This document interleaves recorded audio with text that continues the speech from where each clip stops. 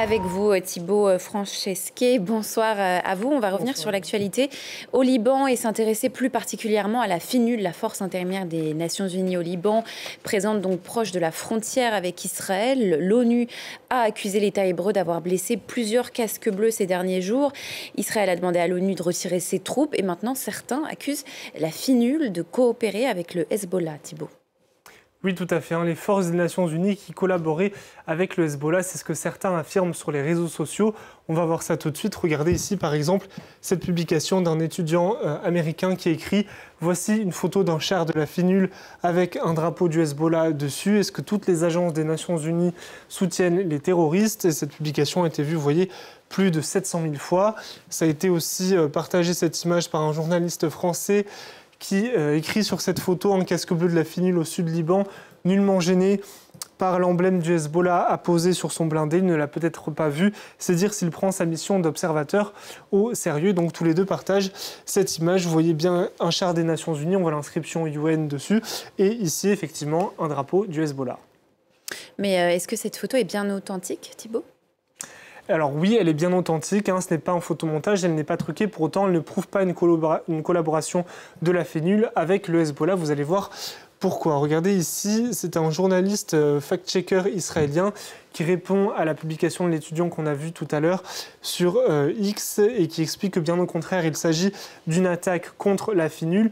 Il relaie aussi le message, la publication d'un autre journaliste israélien. Là, il écrit « Cette photo ne montre pas de coopération entre la FINUL et le Hezbollah. Il s'agit d'une vidéo prise le 1er avril 2024 qui montre les habitants d'un village du sud du Liban attaquant une patrouille de la FINUL, crevant leurs pneus et accrochant un drapeau. » Et donc, vous voyez, il relaie cette publication d'un autre journaliste, Roy Kaïs, qui travaille pour la chaîne de télévision publique israélienne Cannes 11, et il écrivait le 1er avril dernier « Dans le village de Ber Hachit, au sud du Liban, ça se trouve ici, vous voyez, des habitants ont attaqué une patrouille de la FINUL qui est entrée dans l'un des quartiers résidentiels. L'armée libanaise est intervenue et a évacué la force du village. Le drapeau du Hezbollah y était accroché. Il partage avec une vidéo qu'on peut voir ici. Vous voyez effectivement ce char des Nations Unies qui a un pneu crevé ici. Et si on avance la vidéo, on peut voir effectivement à la fin le drapeau du Hezbollah qui est sur ce char. Ça a été aussi documenté par une association israélienne qui met à disposition de la documentation des informations sur ce qui se passe dans la région, et elle parle elle aussi d'un char qui a été pris d'assaut par des habitants dans ce village au sud du Liban. Donc on peut dire que contrairement à ce qu'affirmaient les publications qu'on a vues sur les réseaux sociaux, rien ne prouve que la FINUL a collaboré avec le Hezbollah, mais au contraire là c'est la FINUL qui avait été attaquée. Et Thibaut, on a vu aussi des échanges tendus entre le Premier ministre israélien et l'ONU à propos de la FINUL.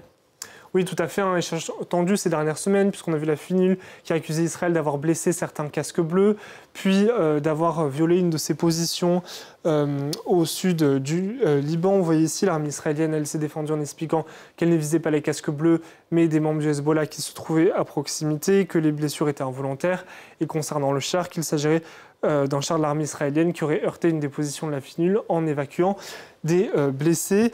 Et dans ce contexte, Israël a demandé à l'ONU purement et simplement de retirer les casques bleus qui sont présents au Liban, des forces qui sont présentes pour tenter d'assurer la paix dans cette zone. Et donc, Benjamin Netanyahou a demandé à Antonio Guterres de retirer la FINUL du sud Liban. Mais est-ce que cela relève du secrétaire général de l'ONU ? Eh bien non, ça ne relève pas de lui, c'est justement ça le problème. Et c'est ce qu'a rappelé à Benjamin Netanyahou Josep Borrell, qui est donc le vice-président de la Commission européenne en charge des affaires étrangères. Il a déclaré ceci, je veux rappeler à tout le monde que ce n'est pas le secrétaire général des Nations Unies qui décide du maintien au nom de cette mission, c'est le Conseil de sécurité qui doit prendre ce genre de décision. Ça relève donc des États membres du Conseil de sécurité et pas d'Antonio Guterres. On rappelle que la FINUL est présente au sud Liban depuis 1978.